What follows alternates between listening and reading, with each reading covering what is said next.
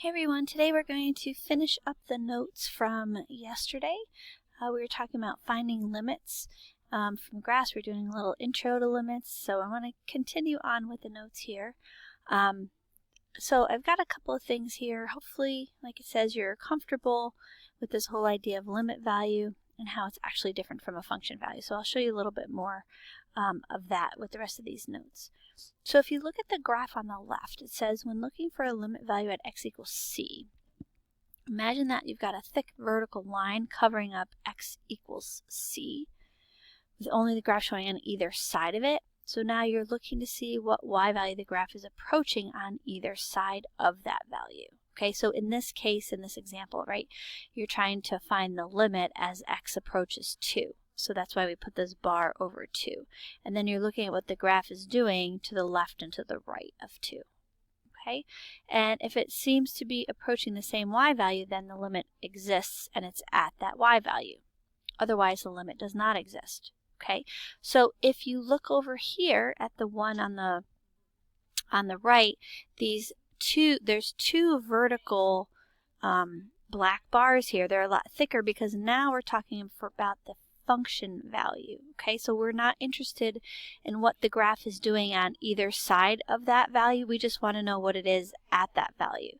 So when x is 2, right, the function value is 1 because if I look over to the y-axis, I'm here at 1, right? That's where that point is. Okay, so that's the difference between finding a limit versus finding a function value. So let's go through some examples and some practice of that. Okay, so let's use the graph here for all of these for a through h. Okay, so the limit as x approaches 0.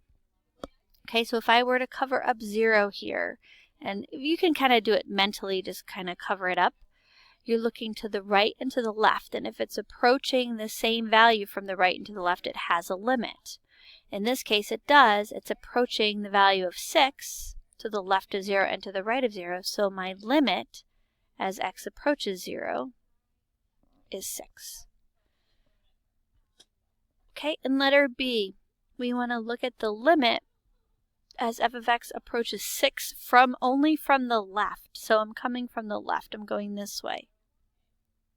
Okay, as I approach 6 from the left, my y value is getting closer and closer to 4. So my limit here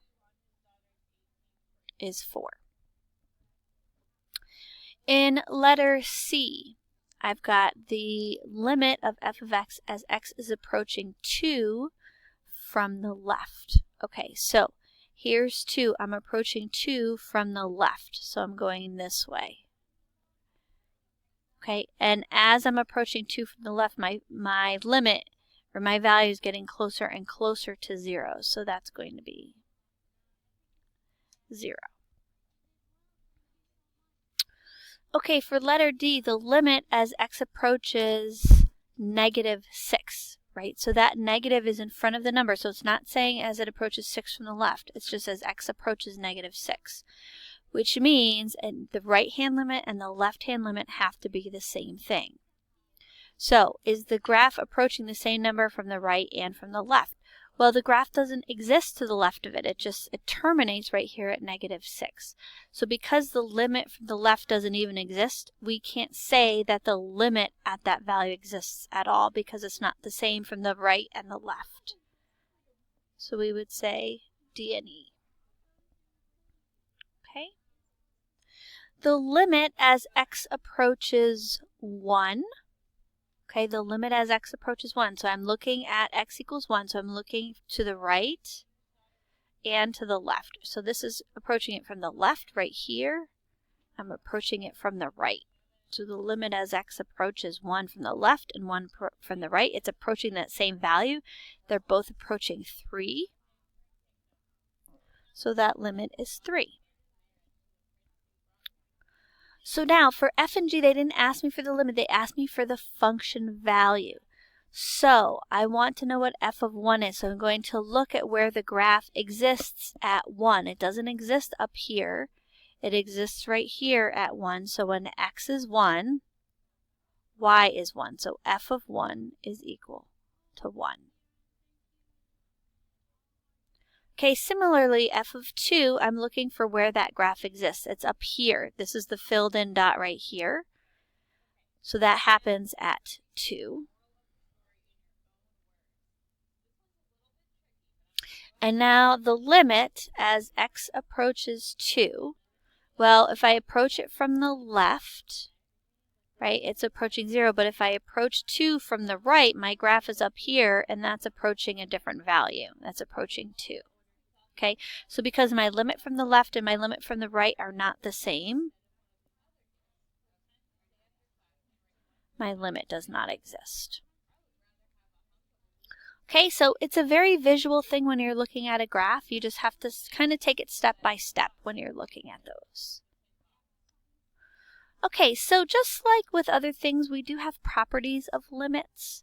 Okay, and they're very, very straightforward. There's a table here of a couple of different ones, and it says let b and c be real numbers and let f and g be functions with the following limits. So if the limit of f of x as x approaches c is L, and the limit of g of x as x approaches c is k.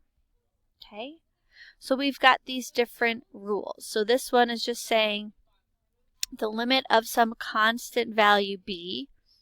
It doesn't matter x is approaching c, but because that's a constant, that value is just a constant. Okay, so that's what that first rule is saying. That second rule is saying it's almost like you can think of this as kind of like the distributive property, right? So you're taking the limit of b, which is b, and then the limit of g of x, which is L.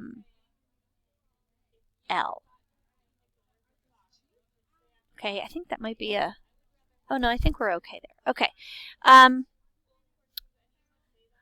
The limit, actually this should be k, not L. So yeah, that should be k. Okay, because the limit of g of x is k. I misread that. So the limit of b times k. Okay, that should be k. The limit of x as x approaches c is just going to be c. So these first two are almost like identity kind of rules. Okay, this one, the next one, the limit of f of x to the r over s power, you're just saying, we know the limit of f of x is L, so then it would just be L to the rs power. That one you're probably not going to use too much, but these you probably will. So the limit of the sum of two functions is just the sum of their limits. Okay, similarly, the limit of the product of two functions is just the product of their limits. The limit of the difference of two functions is just the difference of their, or excuse me, the limit of the quotient of two functions is just the quotient of their limits. Okay, so let me show you how that works with some examples here. We've got they give you that the limit as x approaches c of f of x is 2, and the limit as x approaches c of g of x is 3. Okay, so if I follow my rule, I can say this is just 5 times the limit of g of x, which is 3. So 5 times 3 is just going to be 15. Okay. If I go over here to letter B, the limit of the sum of two functions is the sum of their limits. So the limit of f of x is 2. The limit of g of x is 3. So 2 plus 3 is just going to be 5 there. Okay. In letter D, the limit of f of x times g of x is equal to the product of their limits. So 2 times 3 is going to be 6. And this is just going to be 2 over 3 or 2/3. So very straightforward with those properties. Okay, so it should seem pretty self-explanatory with that. Like I said, that looks like it was a typo there. That should be b times k. Okay, and we'll just look at the last part here. One method, we're going to get into a bunch of methods when we're not looking at a graph, when we're just looking at an expression. And one of those methods is going to be finding limits by direct substitution. Okay, and it says when you're trying to evaluate a limit, which is what all of these problems are, one of the first thing, well, what you should always do first is just try to substitute this number into the function. And you'll eventually we'll get to some problems where that doesn't work. And so we'll have different strategies for those. You'll see as we move through the unit.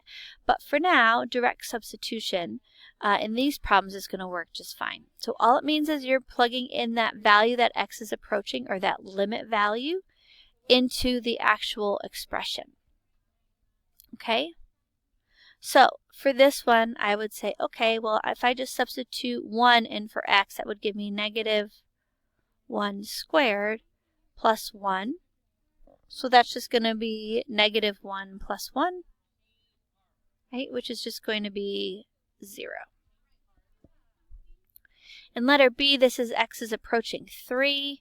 So I have 3 plus 1 square root over 3 minus 4. So that's going to be square root 4 over negative 1. So that would just be negative 2. Here, as h approaches 0, we have 3 times 0 squared plus 2 times 0. So that's just going to be 0. And here, as h approaches 0, so this would 3x squared would stay, minus 2x times 0 plus 5 times 0. And so then that would just give me 3x squared. Okay, so that's what direct substitution is.